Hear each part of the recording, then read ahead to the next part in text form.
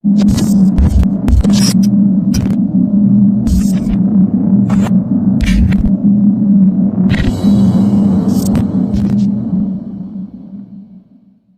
na namang Pinay celebrity ang tampok natin ngayon sa Kwentong Sikat TV. Ating kilalanin na maiksing kwento ng Pinay na si Chi Filomeno.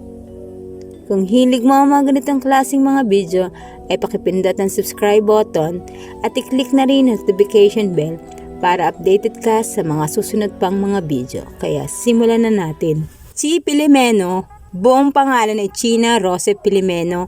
Siya ay pinanganak noong August 15, 1996. Siya ay isang Pilipinong aktres, modelo at personalidad sa social media mula sa Manila. Sikat siya sa pagbibida sa iba't ibang pelikula at palabas tulad ng Princess Diaries, Love Thai Woman, Can't Help Falling in Love at iba pa. China ay pinalaki kasama ang dalawang nakakatandang kapatid na lalaki at isang nakakabatang kapatid na lalaki.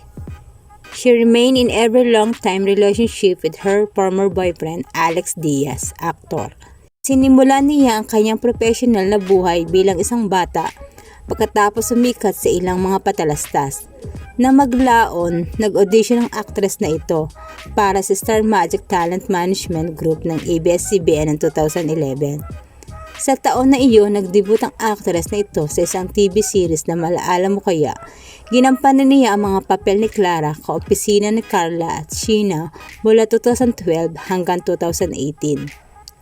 Kilala rin siya sa pagganap sa isang bahagi na Once Upon a Time bilang Rainbow Hujuana Iris mula 2014 hanggang 2017.